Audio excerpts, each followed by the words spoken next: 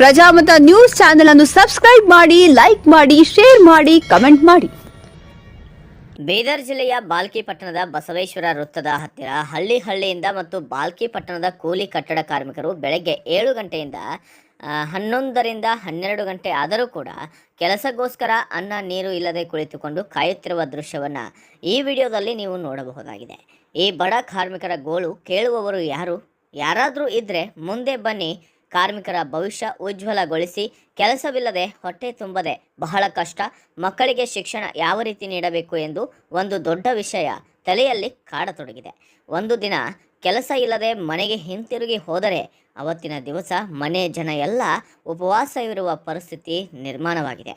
ಅದಕ್ಕೆ ಬಾಲ್ಕಿ ತಾಲೂಕಿನ ಕಾರ್ಮಿಕ ನಿರೀಕ್ಷಕರು ಅಷ್ಟೇ ಅಲ್ಲದೆ ಕಣ್ಣು ಮುಚ್ಚಿ ಕುಳಿತುಕೊಂಡಿದ್ದಾರಾ ಎಂಬಂತಾಗಿದೆ. ಇಂಥ ಬಡ ಕಾರ್ಮಿಕರ ಬಗ್ಗೆ ಅವರಿಗೆ ಅರಿವೇ ಇಲ್ವಾ?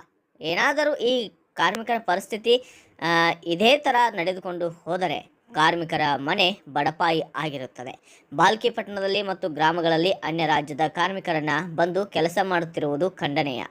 ಅನ್ಯ ರಾಜ್ಯದ ಕಾರ್ಮಿಕರು ಬಾಲ್ಕಿ ಪಟ್ಟಣದಲ್ಲಿ ಕೆಲಸ ಮಾಡುತ್ತಿರುವುದನ್ನು ನಮ್ಮ ತಾಲೂಕಿನ ಬಡ ಕಾರ್ಮಿಕರ ಪರಿಸ್ಥಿತಿ ಇಂತಹ ಅಘೋರವಾಗಿದೆ.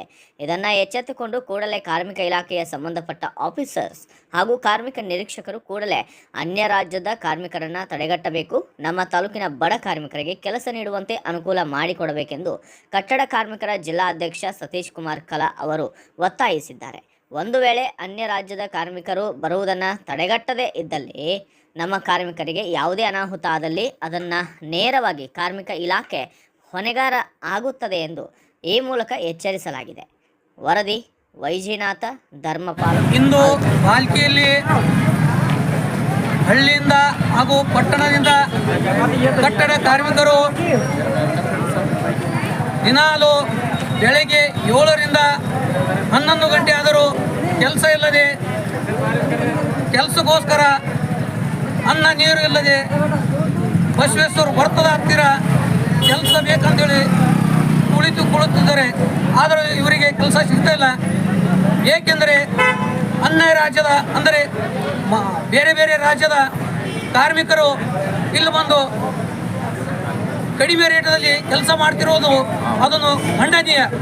ಅವರು ಕಡಿಮೆ ರೇಟಲ್ಲಿ ಕೆಲಸ ಮಾಡ್ತಿರೋದನ್ನು ಅದಕ್ಕಾಗಿ ಇಲ್ಲಿನ ಕಾರ್ಮಿಕರಿಗೆ ಕೆಲಸ ಸಿಗ್ತಿಲ್ಲ.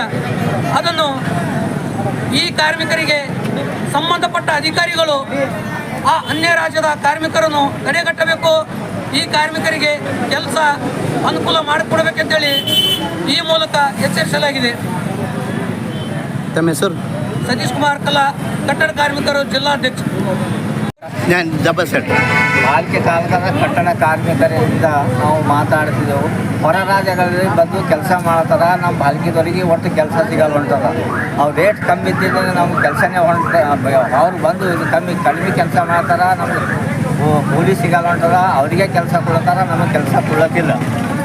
ಅದ್ರ ಸಲಕ ನಾವು ಇದು ಮಾಡ್ತೇವೆ. ನಿಮ್ಮ ಹೆಸರು? ಪಾಂಡ್ರಂಗ ಪ್ಯಾಗೆ. ತಾವು ಯಾರು? ಕಟ್ಟಡ ಕಾರ್ಮಿಕರ ಇದು ಕಮ್ಯುನಿಸ್ಟ್ ಪಾರ್ಟಿ ಸೆಕ್ರೆಟರಿ ಅಂತ ಹೇಳಿ. ನಾನು ಅನಿಮೇಶ್ ಎಂ ಆನಂದವಾಡಿ ವಕೀಲರು ಬಾಲ್ಕಿ. ನಾನು ದಿನ ಈ ಬಸವೇಶ್ವರ ಚೌಕಿನಲ್ಲಿ ಏನದಂತಂದ್ರೆ ಭಾಳಷ್ಟು ಜನ ಏನದಂತಂದ್ರೆ ಲೇಬರ್ ತಮ್ಮ ಕೆಲಸ ಇಲ್ಲಿ ಕೆಲಸ ಹುಡುಕಾಡ್ತಾ ಏನದಂತಂದ್ರೆ ಕೂತಿದ್ದಾರೆ. ಯಾರು ಇವರಿಗೆ ಏನದ ಇಲ್ಲಿ ಲೇಬರ್ ಇದ್ದರೂ ಕೂಡ ಏನದಂತ ಅನ್ಯ ರಾಜ್ಯದಿಂದ ಏನದಂತಂದ್ರೆ ಇಲ್ಲಿ ಬಂದು ಏನದಂತ ಕೆಲಸ ಮಾಡ್ತಾ ಇದ್ದಾರೆ. ಅನ್ಯ ರಾಜ್ಯದಿಂದ ಏನದಂದ್ರೆ ಬೇರೆ ರಾಜ್ಯದಿಂದ ಏನದಂತ ಹೊರಗಿಂದ ಜನ ಏನಂತಂದ್ರೆ ಬಂದು ಇಲ್ಲಿ ಕೆಲಸ ಮಾಡ್ತಾರೆ. ಅವ್ರ ವಿರುದ್ಧ ಏನದಂತಂದ್ರೆ ಕ್ರಮ ಕೈಗೊಂಡು ಅವ್ರವ್ರ ರಾಜ್ಯದಲ್ಲಿ ಅವ್ರು ಕೆಲಸ ಮಾಡಲಿ. ನಮ್ಮ ರಾಜ್ಯದಲ್ಲಿ ಇರ್ತಕ್ಕಂಥ, ನಮ್ಮ ತಾಲೂಕದಲ್ಲಿ ಇರ್ತಕ್ಕಂಥ, ನಮ್ಮ ಜಿಲ್ಲೆಯಲ್ಲಿ ಇರ್ತಕ್ಕಂಥ ಲೇಬರ್ಗಳಿಗೆ ಕೆಲಸ ಕೊಡ್ತಕ್ಕಂಥ ಕಾರ್ಯ ಏನದಂತಂದ್ರೆ ಈ ಲೇಬರ್ ಇನ್ಸ್ಪೆಕ್ಟರ್ಗಳು ಮಾಡಬೇಕು ಅಂಥೇಳಿ ಏನದಂತ ಈ ಒಂದು ಮಾಧ್ಯಮದ ಮೂಲಕ ಅವರಲ್ಲಿ ಕಳಕಳಿ ವಿನಂತಿ ಮಾಡಿಕೊಡ್ತಾರೆ. ಪ್ರಜಾಮತ ನ್ಯೂಸ್ ಪತ್ರಿಕೆ ಹಾಗೂ ವೆಬ್ಸೈಟ್ ಹಿಂದಿ ಭಾಷೆಯಲ್ಲಿ ಪ್ರಕಟವಾಗುವ ಭಾರತದ ಪ್ರಮುಖ ಸಂಸ್ಥೆಗಳಲ್ಲಿ ಒಂದಾಗಿದೆ.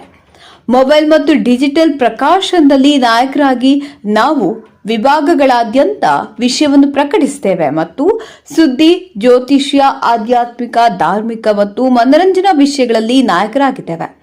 ಕೇವಲ ರಾಜಕೀಯ ಕಾರವಾದ ಮಾಹಿತಿ ನೀಡುವುದಷ್ಟೇ ಅಲ್ಲ, ಅವರಲ್ಲಿ ವೈಜ್ಞಾನಿಕ ಆಸಕ್ತಿಯನ್ನು ಹೆಚ್ಚಿಸುವ ರೀತಿಯಲ್ಲಿ ಸುದ್ದಿಗಳನ್ನು ಸಮಾಜದ ಮುಂದೆ ಇಡುವುದು ನಮ್ಮ ಉದ್ದೇಶ.